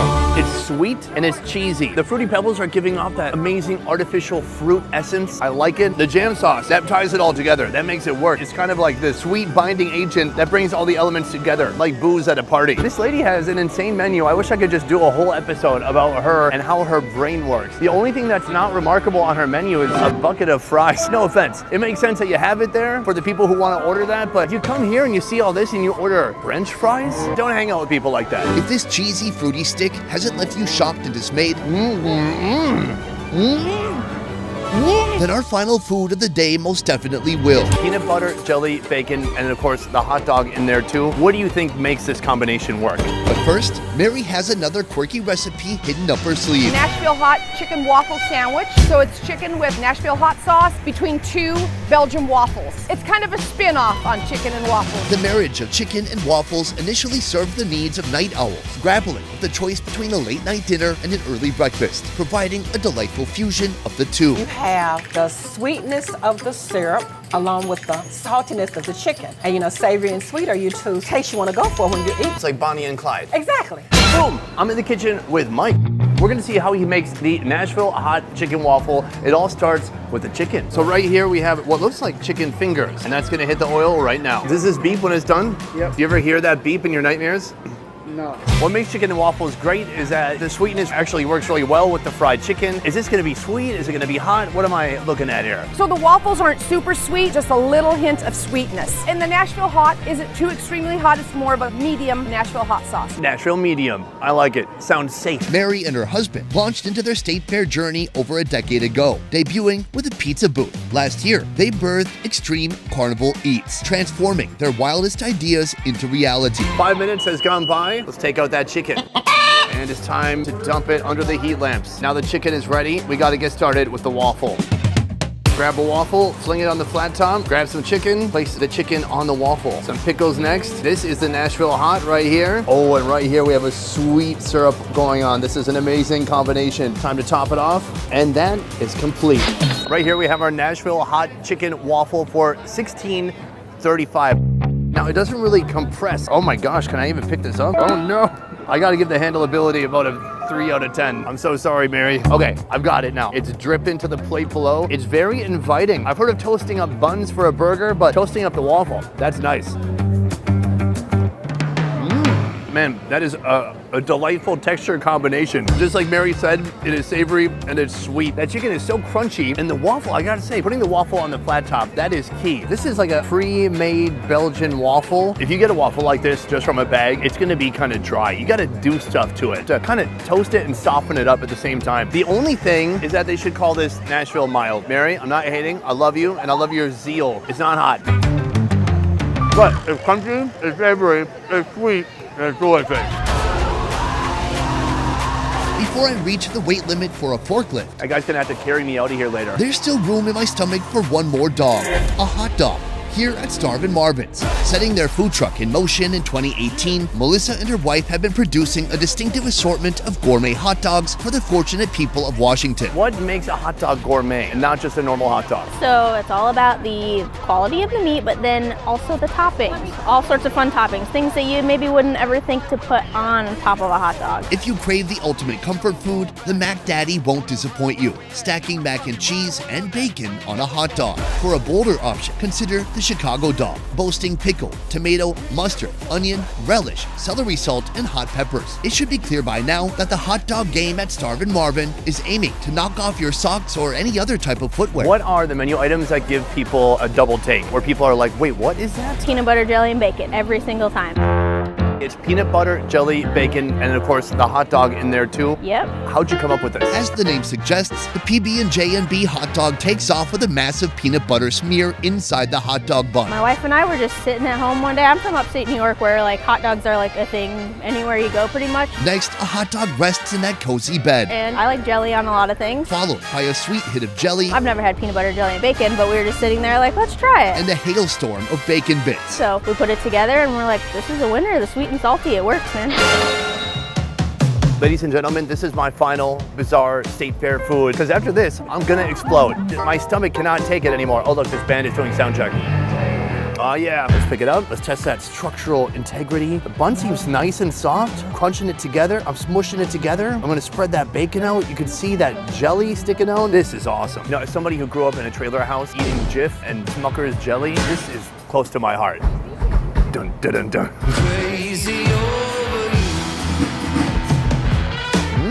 Oh, wow. You gotta be careful. There's a thick streak of peanut butter in there.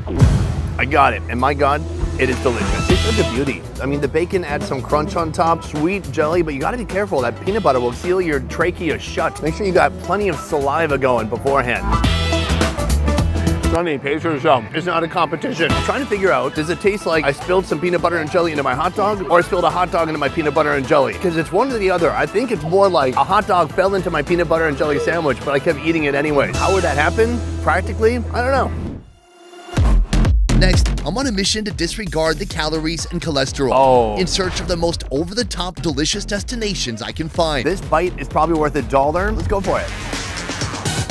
First, we're gearing up for a heart-stopping calorie bomb that will surely make my cardiologist demand a raise. Introducing mac and cheese with a bit of a southern twist. At this stall, America's favorite comfort food takes flight with the addition of crawfish.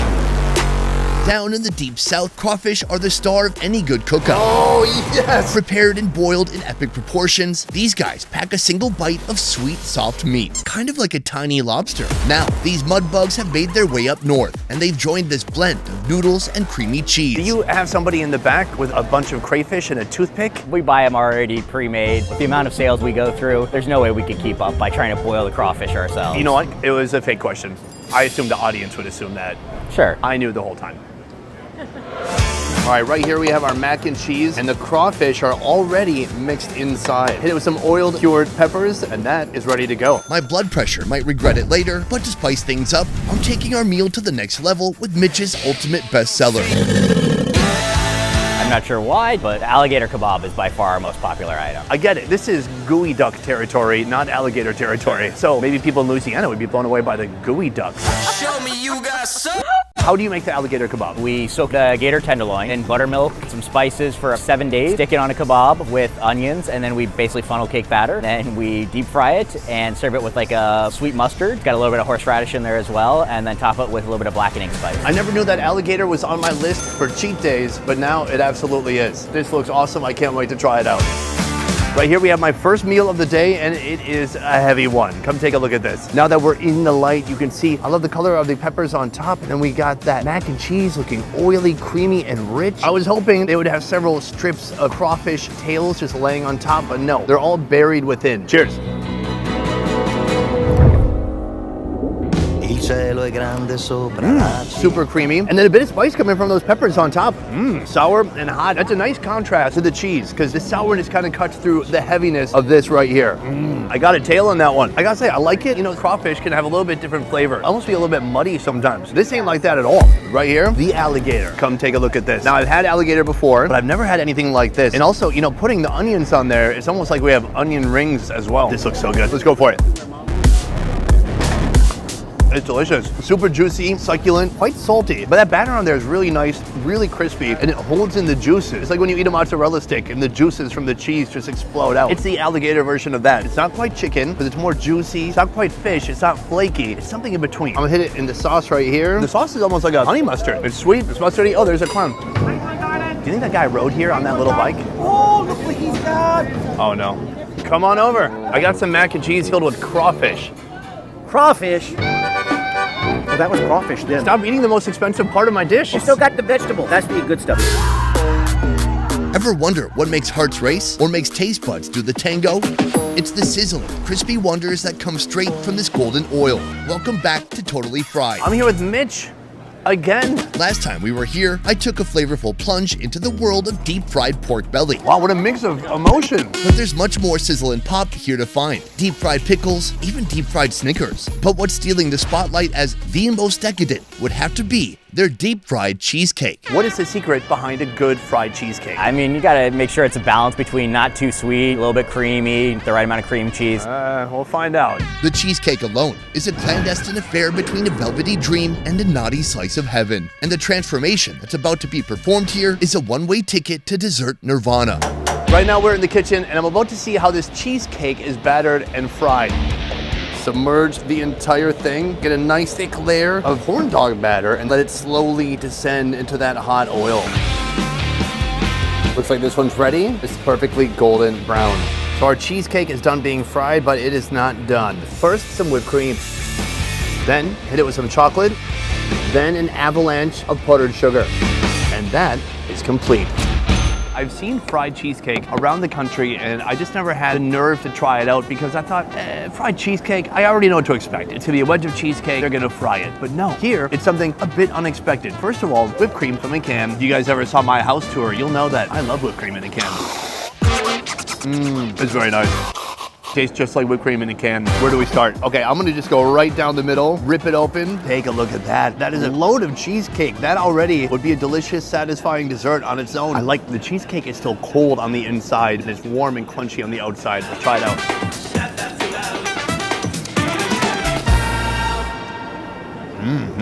First of all, man, that cheesecake is awesome. It's just like a sweet cream cheese. And when it comes to this batter, thicker is better. This is a heavy food, not just heavy like it has a lot of fat, like it weighs 2 pounds in my hands. And so you need a strong coating of batter that can handle all that weight, like me when I put on a Speedo. All right, this is my final bite. I've got some of the cheesecake inside, some of that batter, and then some whipped cream on top. Cheers, let's go for it.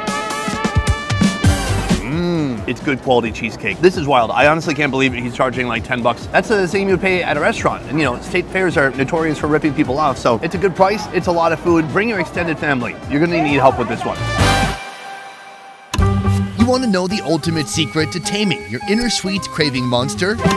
Simply become best friends with Mitch, the mad genius behind 25 food stalls at these here fairgrounds. Are you looking for staff? Because I worked at Applebee's. I did get fired. You can do it today, sure, but after that, we'll fire you. Okay. Our next stop, the Big Cheese, is one of his absolute masterpieces. No cheat day would be complete without dessert or without cheese. That's what they're serving here behind me. They have cheese, everything. Fried cheese curds, a giant fried mozzarella stick, jumbo cheddar stuffed tater tots. Then they have what I came here for, the cheddar cheese ice cream. Let's go inside and see him poop it out of a machine. Ah, the owner would love if I described it as pooping out the ice cream. If you think this is just your run-of-the-mill ordinary cheese ice cream, well then, my foodie friends, you are in for a surprise. This goes beyond being a dessert. It's a wild fusion, so gloriously unhealthy that your taste buds will throw a party while your nutritionist runs away screaming. So our recipe here begins with the streusel. A streusel that will soon be adorned with cheddar ice cream. Now crown the supreme dessert overlord with a dollop of golden soft serve cheddar cheese ice cream. We have our dessert right here. I love that you can come here and get a cheese appetizer, a cheese meal, and a cheese dessert. So we've got streusel and some melted ice cream on there too. Let's try it out. Magical, flaky, crunchy, melty, cinnamon, apple. It's delicious, but that's not why we came here. We came here for the ice cream that has almost melted already. I wish I could soft serve this right into my mouth.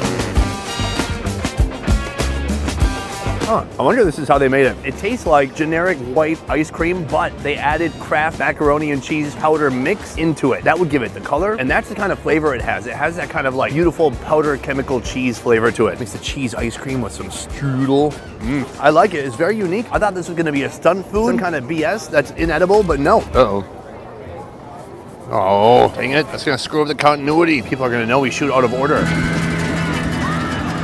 Perhaps no food is more comforting to Americans than that which comes from our neighbors to the south. And here at Raspados del Sur, Tino is delivering a sinful fiesta feast. This place was established in 1984, the same year I was established as a human being. Are you the one who started this place? Because you don't seem old enough. Tino is the second generation maestro behind this brand. My dad started this business. Originally, they were all about the cool vibes of shaved ice. Then their menu went loco with vibrant, brightly colored drinks like the Mango Ñada or like the Burrito Locos. But even with these drinks, it would be a mistake to skip out on the food, especially their Toasty Locos.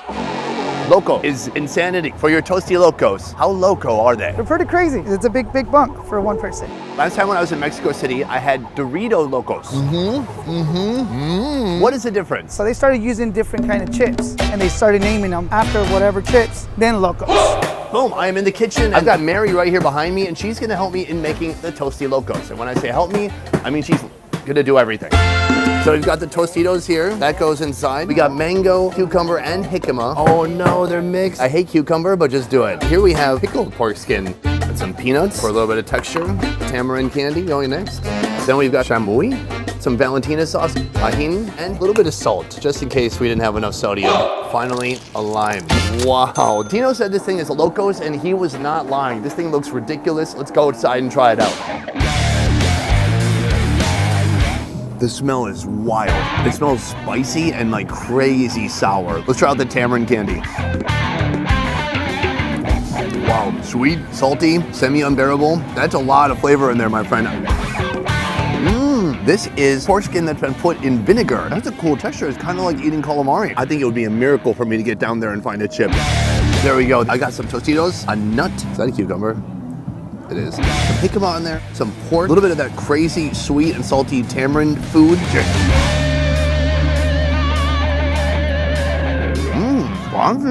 The chips give it a generous crunch, as do the peanuts, but I gotta say, guys, this is very sour and very salty. I'd go into salt shock if I ate all this. The best part is she put extra salt. I think the problem is me, my taste buds are just not trained up for this. I gotta say, it's not called the Good Mental Health Tostitos. It's called Toasty Locos. It means insane. It means to be crazy. And this right here fits the bill. The only thing I'm missing is a giant frothy beer. No cheat day can be complete without a supreme protein that hits a bit different. Look no further than Pigley's Seafood, a stall that's been rocking fairgoers for 50 years. Just a moment ago, I saw a gentleman with a big industrial-sized bag of lobster. He put it on the flat top and he was smothering it with butter. That is the prime ingredient. Then, after the lobster is ready, it goes into a myriad of different dishes. They've got lobster tacos, they've got lobster french fries, they have lobster rolls, and they have what I'm here for today, the lobster baked potato. Imagine living in a fever dream you never want to end. That's the magic of lobster stuffed potatoes. It all starts with the sizzling sounds of hundreds of lobster tails hitting the flat top with garlic and butter, creating a haunting symphony that will speak to your soul. This is where the potato journey begins, right here in this oven, where they're getting nice, steamy, and soft. Wow, mucho grande. So first he cuts it, spreads it open, and that right there is already a lot of food. He hits it with salt, then Alfredo sauce going on next. From here, lobster, a lot of it, oh my gosh. Hit it with a special mayo sauce. Next, some purple onion, scallions, then some Parmesan cheese, and right here is our final product. This is a baked potato for the 1%. This is for the people who fly in private jets and tell you not to drive a car. they're eating this kind of baked potato. I'm gonna try grabbing just a piece of the edge here. Oh, there we go. I've got onions, sauce, mayo, lobster. This bite is probably worth $1. Go for it. Alfredo works really well. Now, the most difficult thing about eating a baked potato is that it can get kind of dry sometimes, and we have plenty of throat lubrication with this Alfredo sauce. Next, lobster bite. Oh my gosh, that is not just one lobster. That's a lobster and a lot of his friends. That's good. That is satisfying, it's juicy, it's buttery. I think they've really nailed the base of this dish, the foundation. If they didn't have a good potato, this thing wouldn't work at all. It's chewy on the outside, it's soft in the inside. I mean, look at this. It just becomes like instant mashed potato as you move around the starchy part. Oh, we've got the perfect bite right here. Alfredo, some potato starch, lots of lobster. Let's try it out.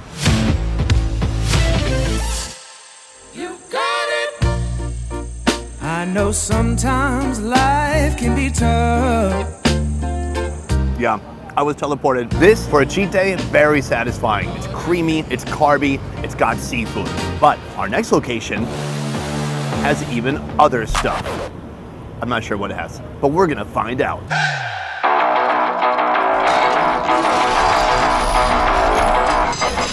It kind of looks like a car. Mostly it looks like a guy bent over. Before my cheat day euphoria tips the scale into full-on regret and self-loathing, I'll end this day on a high in the hands of Mary. At her Pizza by the Slice booth, it's a carnival of flavors. Mexican corn pizza, pickle pizza, and the one I'm after, the Hot Cheeto Pizza. Hot Cheeto Pizza, the fiery daredevil of the pizza universe. Picture this, a crispy golden crust blanketed in a fiery storm of crushed hot Cheetos. How'd you come up with that idea? Well, me loving hot Cheetos and me loving pizza, I thought, how can I combine the two? So I take the Cheetos and grind them to a dust so they're nice and fresh, so it still has that nice unique flavor of the hot Cheeto. And then we brush the cheese pizza with a little garlic butter, and then we top it with a hot Cheeto, and there you go. All right, folks, you know the rules. It's a one-bite taste test. Let's go for it. We got the Route 66 pizza right here. Take a look at that hot Cheeto action. So essentially, it's a cheese pizza, but then they just crusted it with that Cheeto dust. I love it. Okay, I'm gonna grab one right now. I love that they have these giant pizza and they just do 6 slices. So anybody who comes here and gets pizza by the slice, they get a huge piece of pie. This is hard to do with one hand. How does Portnoy do this? That's wild. Starting from the bottom, excellent dough, pillowy and soft like my abs. On top of that, a nice savory tomato sauce, a pile of cheese, and then just so much of that hot Cheeto dust. You can actually feel it crunching still. The topping was already added like 5 minutes ago. It's still crunchy, but it's spicy too. It is hot. Oh my God, there's so much seasoning. It's salty as heck. I'm gonna take one more bite, fold it in half. You gotta taco it. That is a pizza sensation. Now, could I take down a whole pizza of this? No, it'd be way too much. I mean, there must be a bag and a half of Cheetos on here. But for one slice, it is such a fun new experience. It's crunchy, it's cheesy, it's doughy, all together in one pizza pie. Beyond this, she has the pickle pizza. She has the Mexican corn pizza. I'm very curious to see what she does in the future with her new pizza creations. But this was awesome. Plus, one slice, $10. That ain't that bad. Boom, and that is the end of our ultimate cheat day here at the Washington State Fair. What's next? Salad, vegetables, regret, bloating, diarrhea. Sorry. If I had to pick a favorite from this cheat day, a food that I would love to try again, it would be a tie between the lobster baked potato and the alligator kebabs. The alligator kebabs really brought it. They were greasy, juicy, crispy, and then they had a great sauce to go with them. But really, I enjoyed everything and trying all these people's unique, imaginative innovations. Guys, this has been 6 different days at the fair, 2 videos in New York, 2 videos in Minnesota, and now ending the 2nd video here in Washington. I hope you enjoyed this fun state fair series across the country. Let me know downstairs in the comments, should we do it again? Should we hit up other state fairs throughout the country? If not, I still might do it anyways, because it's a lot of fun for me and super easy. All the food is like really near each other. Anyways, that is it for this one. Thank you so much for watching. I will see you next time. Peace. Let's go find a toy.